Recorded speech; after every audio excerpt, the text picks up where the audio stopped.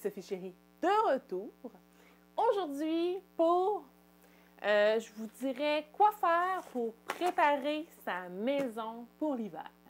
Comme c'est la première maison qui nous appartient, j'ai fait des recherches pour savoir qu'est-ce qu'il faut faire pour que notre maison soit prête pour l'hiver.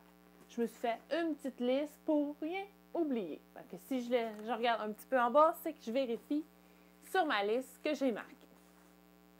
Donc, une des choses très importantes à faire, c'est de faire vérifier son toit ou de le vérifier nous-mêmes, voir s'il n'y a pas des places que les bardeaux sont brisés, relevés ou qu'il y a de l'eau qui rentre à quelque part. Il faut faire corriger ça avant l'hiver. Ensuite, il faut vérifier à l'extérieur de la maison s'il n'y a pas de fente dans la brique, dans les allèges, les bas de fenêtres ou les fenêtres et tout ça. S'il y en a, il faut les calfeutrer avant l'hiver. Il faut fermer le robinet d'eau extérieur. Il faut aussi s'assurer qu'il ne reste pas d'eau dans les tuyaux. Dans les tuyaux, je parle des tuyaux pour arroser, les boyaux d'arrosage. Il ne faut pas qu'il reste d'eau dedans parce que sinon, il pourrait briser si vous mettez ça dans votre cabanon. Ensuite de ça, il faut tailler nos arbustes.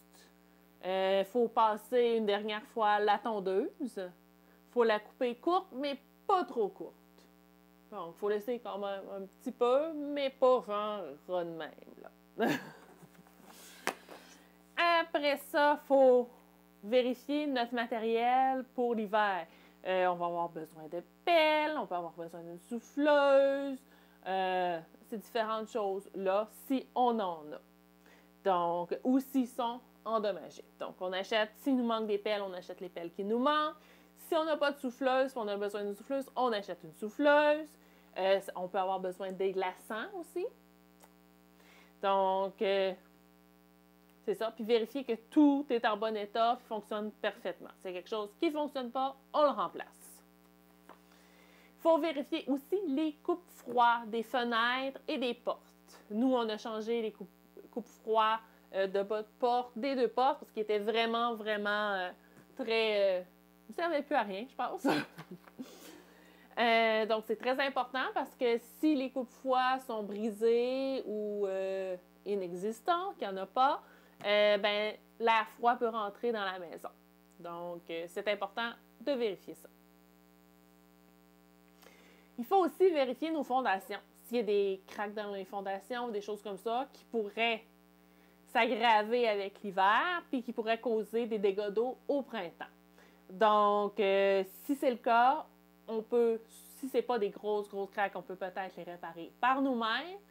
Mais si c'est des craques plus importantes, c'est important de faire affaire avec une compagnie qui est spécialisée dans la réparation de fondations. Après ça, si on veut planter des bulbes, si on va avoir des fleurs au printemps, les bulbes de printemps, il faut les planter à l'automne avant les premières gelées. Donc, c'est pas mal le temps de le faire. Je vous dirais même que, idéalement, je vous dirais au plus tard, la mi-octobre, je pense qu'il faudrait qu'il soit planté. Ils disent qu'on peut aller jusqu'à décembre, mais ça dépend s'il y a des gels au sol. Ensuite de ça, il faut nettoyer et ranger tous nos outils qu'on a utilisés pendant l'été et le printemps. Donc, notre tondeuse, nos pelles, le coupe-haie, le taille-bordure, nos pelles, tout ça, on nettoie ça, on range ça au cabanon. On n'en aura plus besoin, mais on tond la pelouse une dernière fois avant. Ensuite de ça, on regarde sur le terrain s'il y a des débris qui traînent, les fameuses feuilles mortes qu'on peut ramasser aussi. S'il y a des mauvaises herbes, on peut en profiter pour enlever les mauvaises herbes aussi.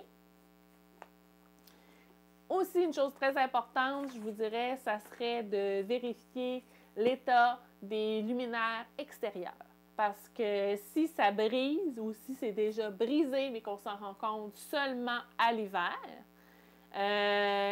changer un luminaire à l'hiver, ça risque d'être un peu froid pour les mains.